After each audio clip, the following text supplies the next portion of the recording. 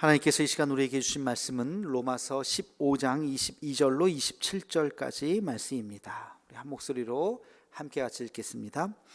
그러므로 또한 내가 너희에게 가려 하던 것이 여러 번 막혔더니 이제는 이 지방에 일할 곳이 없고 또 여러 해 전부터 언제든지 서반으로 갈 때에 너희에게 가기를 바라고 있었으니 이는 지나가는 길에 너희를 보고 먼저 너희와 사귐으로 얼마간 기쁨을 가진 후에 너희가 그리로 보내주기를 바람이라.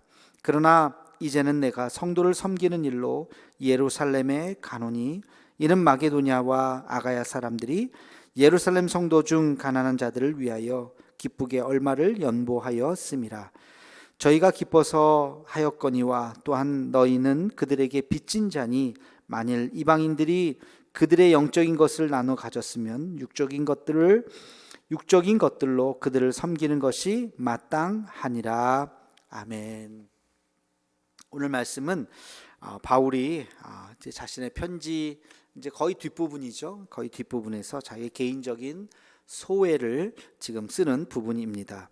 바울이 로마에 참 가기를 바랬지만 그것이 어떤 의지만 갖고 되는 것은 아니잖아요. 우리 사람의 일이라고 하는 것이 마음 먹는다고 되는 것이 아니라 그 길이 열려야지, 그 길이 순탄케 잘 펼쳐져야 우리가 할 수 있는 것이죠. 바울도 마찬가지입니다. 로마까지 가는 길이 가까운 거리가 아니기 때문에 마음 먹는다고 갈 수 있는 것이 아니라 길이 열려야 되는데 그 길이 열리지 않았다, 번번이 기회가 되지 않았다 하는 상황을 이야기하면서 내가 로마에 있는 교우들을 사랑하고 만나고 싶었지만 내가 오랫동안 가지 못한 것이 내 의지가 아니라 기회가 닿지 못했기 때문이다 하는 것을 이야기하고 있습니다. 그러면서 멀리 서반으로 갈 때에 로마에 한번 들리려고 마음을 먹었다, 이제 그렇게 이야기를 하죠. 서바나라고 하는 데는 이제 스페인을 이야기하는 것이죠. 그 당시에 땅끝을 이야기합니다. 그래서 멀리 이제 땅끝까지 스페인까지 가려고 할 때 로마에 들려서 힘을 얻고 그리고 격려를 받고 스페인까지 가려고 했는데 그렇지 못했다는 것이죠. 바울이 스페인을 갔는지는 정확하게 모르지만 그러나 바울이 로마에서 마지막에 순교를 당하는 이제 그런 기록이 있습니다. 그래서 바울은 로마에서 마지막에 죽게 됩니다. 지금은 이 스페인 쪽이 아니라 이 로마 쪽이 아니라 반대로 이제 아시아에서 다시 예루살렘으로 다시 돌아가는 그런 상황 속에서 내가 예루살렘으로 돌아가는 이유에 대해서 이야기하고 있습니다. 예루살렘으로 돌아가는 이유는 예루살렘 성도들에게 전할 성금을, 구제 헌금을 내가 지금 가지고 간다. 마게도냐와 아가야의 성도들이 예루살렘이 어려움을 당하고 환난을 당하고 교회가 핍박을 당한다는 이야기를 듣고 그 성도들을 돕기 위한 구제 헌금을 했습니다. 그래서 그것을 내가 전하도록 이제 예루살렘으로 가고 있다 하는 것을 기록하고 있지요.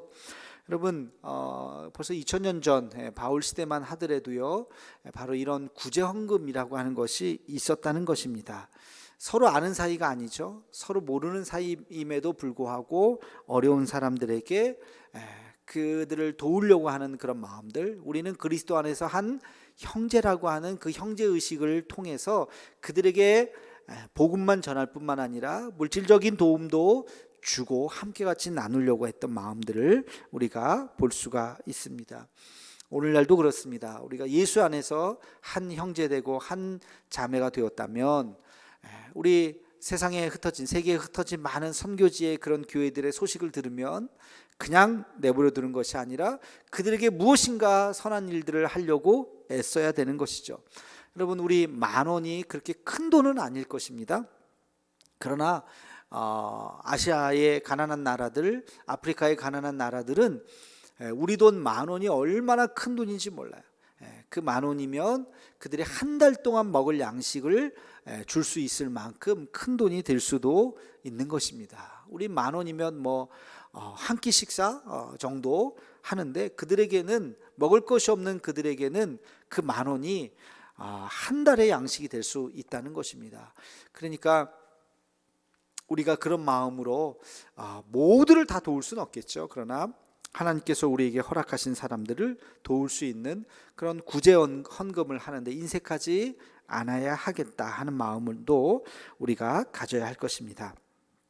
27절에 보면 이방인들이 영적인 것을 나눠 가졌기 때문에 그들을 육적인 것으로 섬기는 것이 마땅하다, 이런 표현이 나와요. 그러니까 이방인들이 복음을 받아들였죠. 영적인 것을 받아들였어요. 이제는 그것을 어떻게 갚느냐? 육적인 것으로 갚을 수 있다는 것입니다. 크게 이야기하면 이것이 교회의 하나됨에 대해서 이야기하고 있어요. 육적으로 섬기는 사람이 있고요, 영적으로 섬기는 사람이 있습니다. 전도를 하다 보면 몸으로 열심히 나가서 복음을 전하는 사람도 필요하고, 또 그 전도를 하기 위한 물품, 전도 물품을 또 물질로서 헌금을 해서 그것을 구입해 주는 사람도 필요하겠죠. 그렇죠? 그러니까 누구든지 다 모든 것이 다 합력해서 선을 이루는 것입니다. 몸으로 봉사하는 사람도 있고, 물질로 봉사하는 사람도 있고, 시간으로 봉사하는 사람도 있고. 한국교회 초기에 보면 물질 연보만이 아니라 날연보라고 하는 것이 있었습니다. 날연보는 일주일에 하루를 하나님을 위해서 쓰는 거예요. 전도를 하든지 봉사를 하든지 하루를, 여러분 하루 24시간 중에 2.4시간, 2.4시간이면 2시간 한 25분, 2시간 반 정도를 주님을 위해서, 뭐 잠자는 시간을 뺀다 치면 하루 15시간 중에서 1.5시간, 1시간 반 정도를 우리가 주님을 위해서 애쓴다. 이게 날연보라는 것이죠. 우리 11조를 드리는 마음으로 물질을 드리듯이 우리가 하나님 앞에 우리의 시간을 드리고, 우리의 정성을 드리고, 우리의 마음을 드리고, 그것이 바로 함께 같이 합쳐져서 하나님의 몸된 교회를 만들어 간다. 그러니까 영적인 것을 얻었은즉 육체적인 것으로 함께 같이 갚는 것은 당연한 것이다 하는 이 바울의 이 말씀을 우리가 잘 기억해야 할 것입니다. 오늘부터 우리가 이제 영상으로 당분간 예배를 드려야 될 것 같아요.